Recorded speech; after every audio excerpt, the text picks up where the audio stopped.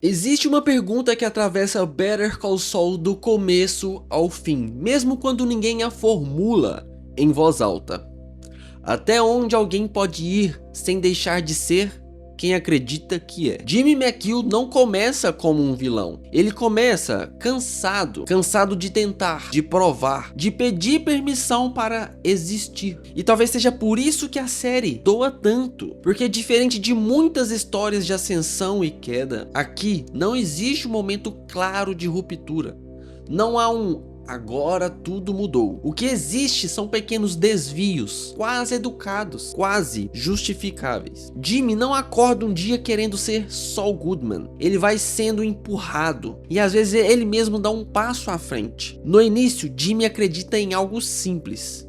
Se ele se esforça o suficiente, se for bom o suficiente, o mundo vai reconhecer isso. Mas o mundo não reconhece. O mundo observa com desconfiança. E aos poucos Jimmy aprende uma lição perigosa. Ser correto não garante nada. Essa percepção não vem como revolta. Ela vem como um cansaço. E o cansaço muda as pessoas.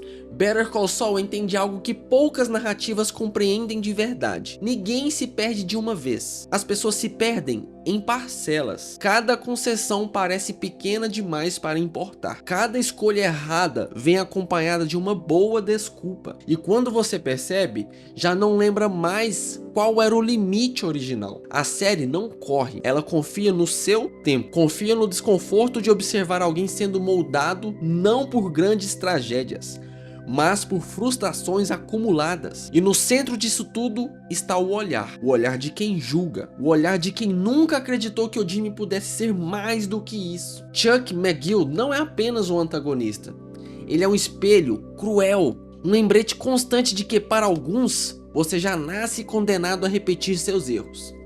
Chuck não diz que Jimmy é incapaz, ele age como se isso fosse um fato óbvio demais para precisar ser dito. E talvez seja essa uma das ideias mais perturbadoras da série. O que acontece quando alguém começa a viver de acordo com a pior expectativa que criaram sobre ele? Jimmy tenta resistir, mas resistir cansa. Em algum momento cansa mais do que ceder. Saul Goodman não surge como um disfarce, ele surge como uma armadura, uma forma de parar de pedir aprovação, uma forma de parar de sentir vergonha. Porque Saul Goodman não precisa ser aceito, ele só precisa funcionar. E isso é trágico. Trágico porque Saul é eficiente, ele resolve problemas, ele encontra atalhos, ele vence jogos que o Jimmy jamais venceria jogando limpo. A série nunca diz que isso está certo, mas também nunca finge que não funciona. E talvez seja aí que mora sua força. Better Call Saul não moraliza, ela simplesmente observa. Observa Kim Wexler tentando equilibrar a ambição e ética, até perceber que o equilíbrio também cobra um preço. Observa Mark Ehrmantraut transformando culpa em código, como se regras rígidas pudessem organizar caos interno. Observa pessoas inteligentes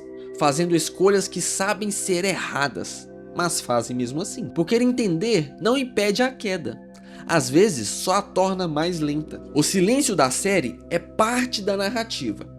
Os enquadramentos longos, as cenas que parecem não ter pressa de chegar a lugar nenhum, tudo isso constrói algo raro: confiança no espectador. A série acredita que você vai sentir o peso de um olhar, que vai entender o significado de uma pausa, que não precisa ser explicado, porque já está evidente no subtexto. E quando percebemos, estamos envolvidos não com o que acontece, mas com o que poderia ter sido diferente. Essa dor real de Better Call Saul não é o crime, não é a queda, é a sensação constante de que em outro contexto, com um pouco mais de acolhimento, um pouco menos de julgamento, talvez tudo tivesse seguido outro caminho, mas não seguiu. E a série nunca tenta consertar isso. Ela apenas caminha até o fim com honestidade, sem pressa, sem redenções fáceis. Quando Breaking Bad termina, sentimos um impacto. Quando Better Call Saul termina, sentimos algo mais silencioso. Sentimos luto por quem Jimmy se tornou, por quem ele nunca conseguiu ser. E talvez seja por isso que a série permaneça tanto tempo depois que acaba. Porque ela não fecha todas as portas, ela deixa algumas entreabertas, como se dissesse sem dizer. Às vezes,